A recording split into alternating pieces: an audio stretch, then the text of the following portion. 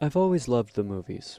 As a film fan, my attention would instantly snap to the TV when I caught a commercial for an upcoming movie. Most of the mindless, overproduced garbage Hollywood churns out is pretty forgettable, so whenever I discover an indie film with a relatively fresh concept, I was excited to see something different. Recently, I caught a commercial for an upcoming limited-release thriller called Quiet Room, which I found pretty intriguing. The story features a serial killer with a twisted sense of morality, who picks his victims based on what he feels they add or detract from society, and his killing methods reflect how they've hurt others around them.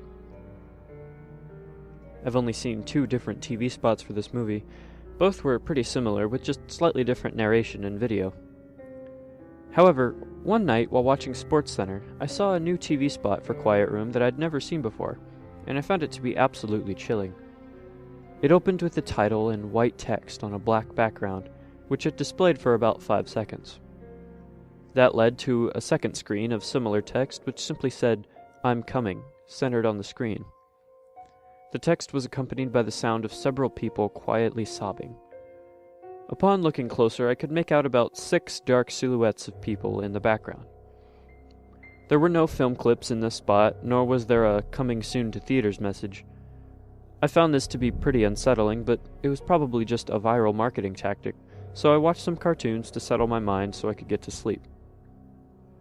The next day, I ran into my friend Jeff, and we decided to have lunch together. Our conversation eventually led to this bizarre and creepy commercial I saw during SportsCenter. I was shocked to hear that Jeff had also been watching SportsCenter last night, but he didn't see the same commercial.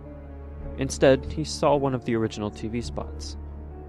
I protested and described it in detail, but he had no clue what I was talking about.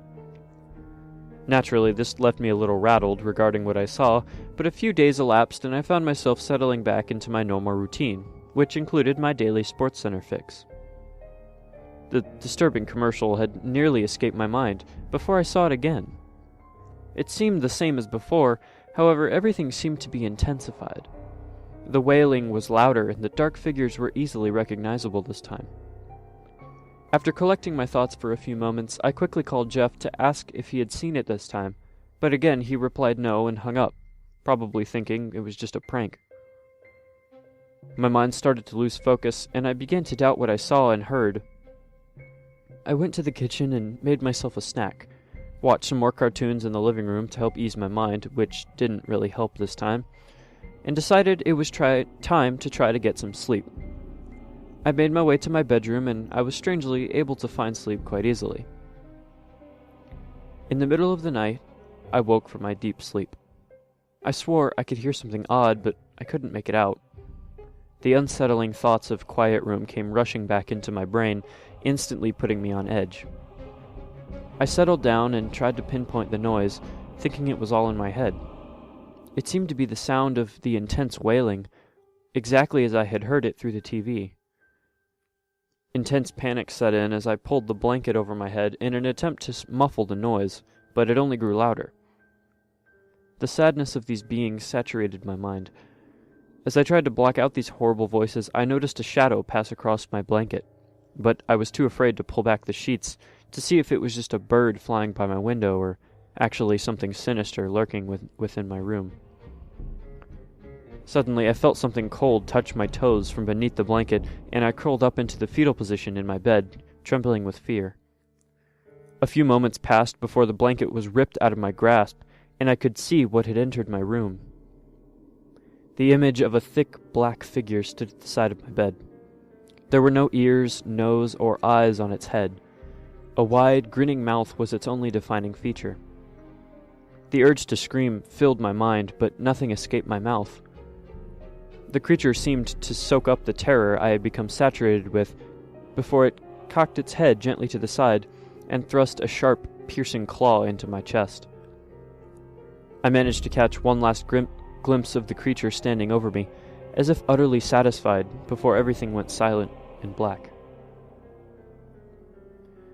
I woke up lying on the floor. I didn't know how much time had passed, but it was still obviously pitch black outside. I grasped my chest where I was attacked by the creature and found no wound and no blood. Normally, I would have given a sigh of relief since I realized it was simply a nightmare and I had fallen out of bed, but all I could feel was dread and intense sadness, the type of heartache you feel the moment you discover a loved one has died. I picked myself up and stumbled to the light switch, but I couldn't find it. The only light coming in was the window. As I examined it, it was far larger than normal and it looked otherwise abnormal. As I approached it, I could see words written on it in reverse. It said, "I'm coming."